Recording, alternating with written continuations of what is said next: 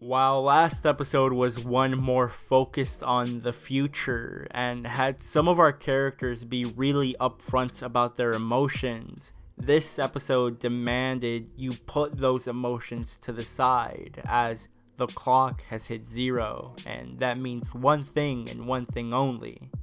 The wave is here. So the first wave we ever experienced with Naofumi was all the way back in episode 3, and seeing as how Naofumi has not only grown as a person, but also taken in the likes of Firo and the group of knights into his party, and has finally had some of the respect and honor and trust that comes with being a legendary hero given back to him by the people. And it was in the first wave back in episode 3, I recall Naofumi wanting to join the other 3 heroes right off the bat. Seeing as how the other 3 heroes, much like they did during this wave, ignored the small villages being under attack to make it to the boss quicker.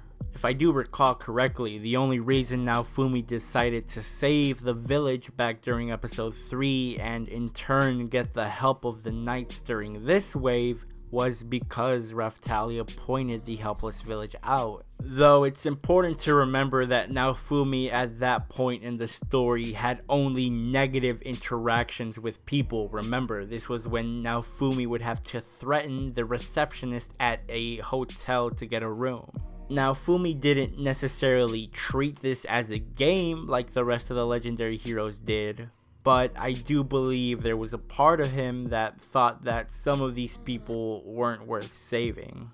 At that point, Naofumi's 2 goals, I believe, were to get back home as soon as possible and to prove that he wasn't as big of a burden the other heroes thought he was. Knowing all of that and then watching this episode, it's as if a completely different Naofumi is on my screen. You see, Naofumi has quite a unique perspective, and I think he acknowledges it now. I mentioned this in a previous video, but it's as if this difficult path Naofumi was set to walk right from the beginning, one which would make him a villain and unnecessary evil, actually backfired. As Naofumi is now the hero most in touch with this world and its people, and a lot kinder of a person than he lets out to be.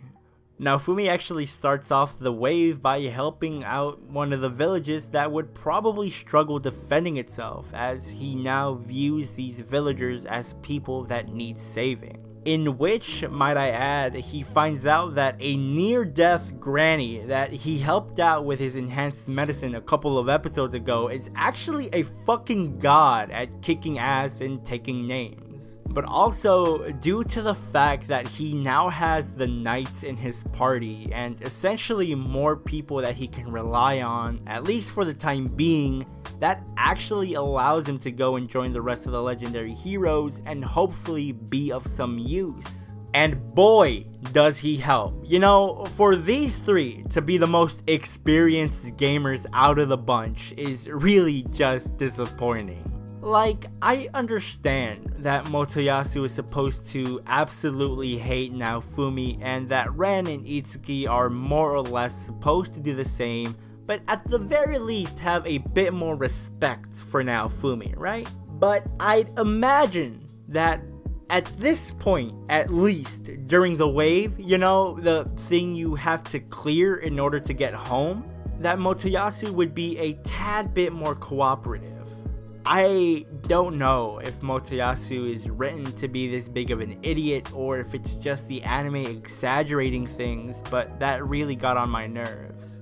I also think it's pretty showing how Ren, Motoyasu, and Itsuki are solely using lightning-based attacks. I don't think we've seen them use any other type of attacks barring lightning and regular ones, so this actually has me questioning how they've been going about leveling up. Because if you look at it, Naofumi is quite a couple levels below them, and he actually has way more versatility in his offense with his defensive shield than the rest of the DPS characters appear to have with their offensive weapons. though that just may be because Naofumi uses his shield abilities quite well with Raphtalia and Fido. And while we're on the subject of Naofumi and his offensive options, the Curse Shield absolutely blew me away this episode. I love the fact that because Naofumi absorbed a piece of the dragon crystal with his shield, the rage of the dragon that was slain by Ren is now fueling it, essentially making it stronger. I hope that has continuity and isn't just a one-time thing. And I also love the fact that because Fido actually consumed a bit of the shard as well, she too became influenced by the rage of the Curse Shield, or at least that's why I think it happened. That concept of the Curse Shield feeding off of the rage of the organisms Naofumi decides to feed it, along with the Curse Shield being able to affect other people, just opens up a lot of possibilities. Especially because it seems like the more rage Naofumi is able to have control over, and that's key here, the fact that he has to have control over a certain amount of rage, the more he's able to do with his shield when it's in its curse mode. For example, I doubt that Naofumi would be able to pull off using the Iron Maiden if it was only his rage fueling him. Especially because his rage towards the other three heroes, Itsuki and Ren specifically, seems to have dissipated a tad now that at least Ren is treating him a bit better. Or in reality, maybe it's all the same and a character knowing when to keep a grudge and when not to is just that surprising to me. However, having control over those flames does not necessarily mean that using the Curse Shield doesn't include its own setbacks. On the contrary, it seems like Naofumi can't even stay in that form for too long, and he's dealing with those setbacks at what seems to be the worst possible time. I'm gonna say it now, I don't think Glass is the final boss, as her fan seems like a rather unique weapon, kind of like Naofumi's shield, Ren's sword, Itsuki's bow, and Motayasu's spear. Her fan actually has this little crystal on it I think I've only seen on the legendary hero's weapons, and also I don't think the monsters that spawn from the wave talk, like at all. I think a Glass is probably a hero from another country, which is why it's so amazing that she essentially claimed that Naofumi is the only one worthy of being regarded as one of the legendary heroes.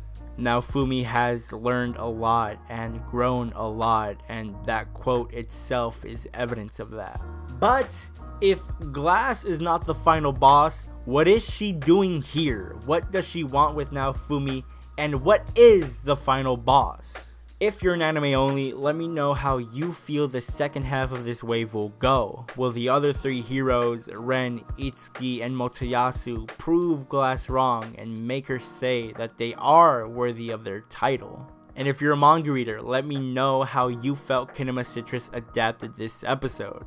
Please like the video if you enjoyed it, it helps the channel out a lot, and also feel free to follow me on Twitter, to subscribe to my YouTube channel, and to hit that bell. That way you don't miss a video and can keep on watching the Rising of the Shield Hero and many other series with me. Now with that being said, I hope you have a great rest of your day, and I'll see you all soon. Bye bye.